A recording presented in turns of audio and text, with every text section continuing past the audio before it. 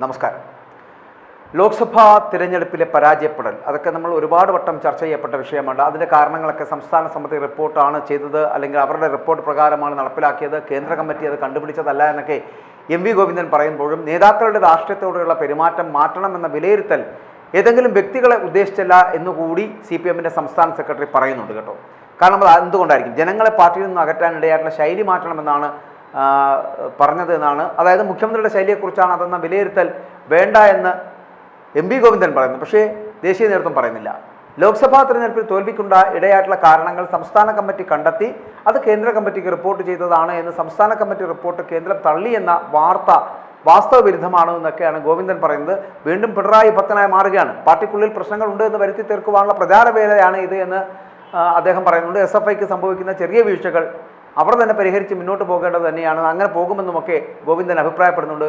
ഗോവിന്ദൻ ഇങ്ങനെ കളിക്കുക, ഏതെങ്കിലും കോളേജിലെ പ്രശ്നം വെച്ച് SFIയെ തകർക്കാൻ ശ്രമിക്കുകയാണ് എന്നും തെറ്റിനെ എന്നാൽ ന്യായീകരിക്കുന്നില്ല എന്നൊക്കെ എം.വി. ഗോവിന്ദൻ അടിസ്ഥാനരഹിതമായി പറയുക. എല്ലാത്തരം ആക്രമണങ്ങളെയും പ്രോത്സാഹിപ്പിച്ചുള്ളവരാണ് തോക്ക് ബോംബ് രാഷ്ട്രീയത്തിൻ്റെ പേരിൽ SFIയെ ആക്രമിക്കുന്നത് എന്നൊക്കെയാണ് ഗോവിന്ദൻ്റെ വാദം.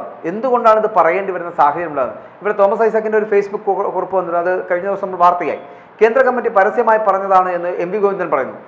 SFIയെക്കുറിച്ച് CPI സംസ്ഥാന സെക്രട്ടറി ബിനോയ് വിശ്വത്തിൻ്റെ അഭിപ്രായങ്ങളോടും ഗോവിന്ദൻ പ്രതികരിക്കുന്നുണ്ട്. അത് തെറ്റായ പ്രവണതകളെ വർഷങ്ങൾക്ക് മുൻപ് തന്നെ ഒഴിവാക്കിയിട്ടുണ്ട് എന്നും ക്രിമിനലുകളോട് വിട്ടുവീഴ്ച ചെയ്യുന്നതല്ല CPM-ൻ്റെ നിലപാടെന്നൊക്കെയാണ് എം.വി. ഗോവിന്ദൻ്റെ വാദം. എന്നാൽ ഗോവിന്ദനോട് പറയാൻ ചിലതുണ്ട് എന്ന് പറയാതിരിക്കാൻ കഴിയില്ല. കാരണം ഏകഛത്രപതിയായി വാഴുന്നതാണ് തൻ്റെ ലക്ഷ്യമെന്ന് മുഖ്യമന്ത്രി ശാഠ്യം പിടിക്കുമ്പോൾ കണ്ണൂർ റോബിയുടെ കരിമുദ്ര കുഴിച്ചുമൂടാനാണ് CPIയുടെ ശ്രമം എന്നുള്ളത് പറയാതിരിക്കാൻ കഴിയില്ല. പിണറായി വിജയനിൽ നിന്ന് മാനുഷിക പ്രതികരണങ്ങൾ ഒന്നും തന്നെ പ്രതീക്ഷിക്കേണ്ടതില്ല എന്നിരിക്കെ ഗോവിന്ദൻ ഇനിയെങ്കിലും പിണറായിയുടെ വിഴുപ്പലക്കുന്നത് നിർത്തലാക്കേണ്ടതാണ്. കേരള രാഷ്ട്രീയം അർത്ഥപൂർണ്ണമായിട്ടുള്ള ഒരു പ്രതിസന്ധിയിലേക്ക് കടക്കുകയാണ് എന്ന് ഓർമ്മിക്കേണ്ടതാണ്. അതിൻ്റെ പേറ്റുനോവാണ് കേരളം ഇപ്പോൾ അനുഭവിക്കുന്നത് എന്ന് പറയേണ്ടി വരുന്നു ഗോവിന്ദ. ദേശീയ രാഷ്ട്രീയത്തിൽ കേരളം കൂടുതൽ ഉയർന്ന പങ്ക് നേടുവാനുള്ള സാധ്യത കൂടുതലാണ്.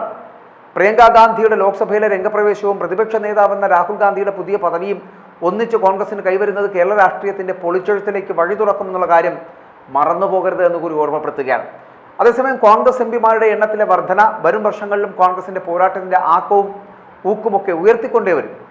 കേരളത്തിലെ CPM വെടിതീർന്നു എന്നത് ഏതു കുഞ്ഞിനും ബോധ്യമായിട്ടുണ്ട് എന്നും പറയാതിരിക്കാൻ കഴിയില്ല. അധികാരപ്രമത്തനായ മുഖ്യമന്ത്രിക്ക് ഇപ്പോൾ തിരിച്ചറിയാതെ ഉള്ളൂ അതുമാത്രം. ജനങ്ങളിൽ വെറുപ്പും വിദ്വേഷവും വൈരവും വളർത്തുന്ന മുഖ്യമന്ത്രിയുടെ ശൈലി അത് മാറാത്തടത്തോളം മുഖ്യമന്ത്രിയുടെ മന്ത്രിസഭയുടെ പ്രതിച്ഛായയ്ക്ക് നിഷ്പക്ഷമതികൾ വില കൽപ്പിക്കില്ല. ഏകഛത്രപതിയായി വാഴുന്നതാണ് തന്റെ ലക്ഷ്യമെന്ന് മുഖ്യമന്ത്രി ശാഠ്യം പിടിക്കുമ്പോൾ എന്തിനതിനെതിരെ തടസ്സം നിൽക്കണം? കേരളത്തിലെ ഏറ്റവും ജനിച്ച പുഴുക്കുത്തേറ്റ പാർട്ടി എന്ന കരിമുദ്ര CPM-ന് മാറ്റിയെടുക്കേണ്ട എന്ന് മുഖ്യമന്ത്രി തീരുമാനിച്ചാൽ തനിക്ക് ശേഷം പ്രളയമെന്ന് മാത്രം ചിന്തിക്കുന്ന ഒരാളിന് മറ്റെന്ത് ആണ് ചെയ്യേണ്ടത്? അതുകൊണ്ടാണ് ഉള്ള ജീവനും കൊണ്ട് രക്ഷപ്പെടാൻ CPI ശ്രമിക്കുന്നതെന്ന് പറയേണ്ടി വരുന്നു. കണ്ണൂർ ലോബിയുടെ കരിമുദ്ര കുഴിച്ചുമൂടാൻ CPIയുടെ ശ്രമം നടക്കുന്നു. കോടാനുകോടി സമാഹരിച്ച് അത് കൊടുക്കുവാനുള്ള ചേകവന്മാരാണ് ഇവരെന്ന് പറയേണ്ടിയിരിക്കുന്നു. തിരുത്തലുകൾക്ക് അതീതരാണ് CPM.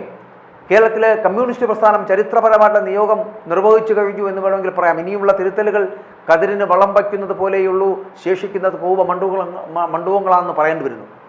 ഇന്ത്യയിലെ മാർക്സിസത്തിൻ്റെ നഷ്ടൂര്യം പിണറായിയെ ആവാഹിച്ചിരിക്കുന്നു. എന്തോ ചീഞ്ഞു നാറുന്നുണ്ട് എന്ന് ജനങ്ങൾ മണത്തറിഞ്ഞിരുന്നുവെങ്കിലും ഇത്രയേറെ പുഴുക്കുത്തു വീണിരുന്ന കാര്യം ജനങ്ങൾ ചിലപ്പോൾ തിരിച്ചറിഞ്ഞതേയില്ല. വ്യക്തിപൂജ വളർത്തുന്നവർക്ക് ഡബിൾ പ്രൊമോഷൻ ലഭിക്കുന്ന സാധ്യത. ഇതായിരുന്നു അജണ്ട. നേതാവിനൊപ്പം ചിന്തിക്കാനേ അണികൾക്ക് അവകാശമുള്ളൂ. അതിനപ്പുറമായാൽ പുറത്ത് അടച്ച് പിണ്ടം വെക്കുന്ന സ്ഥിതിവിശേഷം പിന്നെ ഭ്രഷ്ടാണ്. പിണറായി വിജയനിൽ നിന്ന് മാനുഷിക പ്രതികരണങ്ങൾ എന്തെങ്കിലും സംഭവിക്കുന്നുണ്ടോ? മുഖ്യമന്ത്രിക്ക് ബുദ്ധിഭ്രമം ബാധിച്ചോ എന്നുള്ള സംശയം ഇപ്പോൾ ജനങ്ങൾക്കുണ്ട്. ഗുണ്ടകളെ പോലെ വിദ്യാർത്ഥികളെ പൂട്ടിയിട്ട് പീഡിപ്പിക്കുന്നതും പ്രൊഫസർമാരെ ചവിട്ടിക്കൂട്ടുന്നതും മുഖ്യമന്ത്രി തന്നെ ന്യായീകരിക്കുകയാണ്. ഈ ന്യായീകരണമൊക്കെ ഇവിടുത്തെ ജനങ്ങൾ കണ്ടില്ല എന്നാണ് നടിക്കുന്നത്. ലോക്സഭാ തിരഞ്ഞെടുപ്പിനേറ്റ പരാജയം ഇനിയും ചർച്ച ചെയ്ത് മുന്നോട്ട് കൊണ്ടുപോകേണ്ട കാര്യമില്ല. അതിലൊരൊറ്റ ഉത്തരമേ ഉള്ളൂ. അത് ദേശീയ രാഷ്ട്രീയത്തിലാണെങ്കിലും സംസ്ഥാന രാഷ്ട്രീയത്തിലാണെങ്കിലും ഒരൊറ്റ കാര്യം പറഞ്ഞാൽ മതി: ഈ തോൽവിക്കൊക്കെ കാരണഭൂതൻ മാത്രമാണ് എന്നുള്ളത്. ഈ കാരണഭൂതനെ ചവിട്ടിപ്പുറത്താക്കാതെ ഈ പാർട്ടി ഇനി രക്ഷപ്പെടാൻ പോകുന്നില്ല എന്നുകൂടി പറയട്ടെ. നാലക്ഷരം പഠിപ്പിച്ചു കൊടുക്കുന്ന അധ്യാപകന്റെ കവിള് നോക്കി തന്നെ കൊടുക്കുന്ന ശീലം SFIയെ പോലൊരു പ്രസ്ഥാനത്തിലുണ്ട് എങ്കിൽ ആ പ്രസ്ഥാനത്തിൽ പ്രവർത്തിക്കുവാൻ സംസ്കാരമുള്ള എത്ര വിദ്യാർത്ഥികൾ കൂടെ എത്തും? എന്നിട്ടും അതിനെ ന്യായീകരിക്കുന്ന ഒരു മുഖ്യമന്ത്രി, ഈ മുഖ്യമന്ത്രിക്ക് എന്ത് പേര് വിളിക്കണമെന്ന് ഞാൻ പറയുന്നില്ല, അത് നിങ്ങൾ തന്നെ പറഞ്ഞോളൂ. ഇങ്ങനെ ഒരു മുഖ്യമന്ത്രിയുടെ ആവശ്യം ഈ കേരളത്തിലുണ്ടോ? എന്ത് നാറിയ കേസെടുത്താലും അതിനെ ന്യായീകരിക്കാൻ നടക്കുന്ന ഒരു വല്ലാത്ത വൃത്തികെട്ട ജന്മമായി മാറുന്നില്ലേ ഈ പിണറായി വിജയൻ?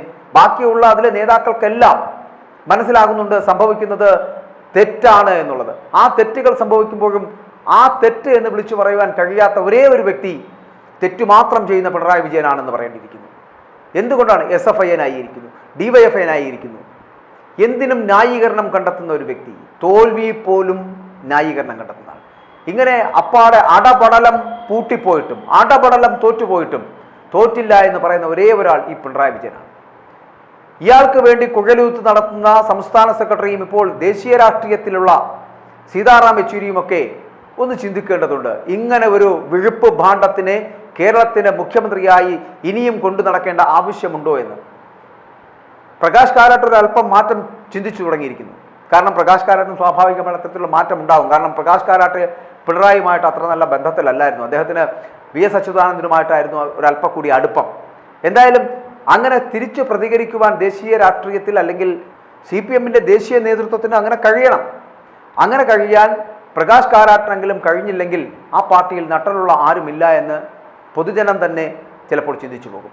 ഇപ്പോൾ അണികൾ തന്നെ പറഞ്ഞു തുടങ്ങി, നേതാക്കന്മാർ ഒരു ഭാഗത്തുകൂടി പറഞ്ഞു തുടങ്ങി, ഇപ്പോൾ അണികളും പറഞ്ഞു തുടങ്ങി. ഇങ്ങനെ ഒരു വിഴുപ്പ് ഭാണ്ഡത്തിനെ ഇനി ചുമക്കേണ്ട ആവശ്യം ഈ പാർട്ടിക്കില്ല, CPMനില്ല എന്ന്. ഇനിയെങ്കിലും മാനം മര്യാദയ്ക്ക് ഒരല്പമെങ്കിലും ആത്മാഭിമാനം ബാക്കിയുണ്ട് എന്ന് നിങ്ങൾക്ക് തോന്നുന്നുണ്ടെങ്കിൽ പിണറായി വിജയൻ രാജിവെക്കൂ. അതാണ് പുഴുത്തു നാറുന്നതിനേക്കാളും നല്ലത്.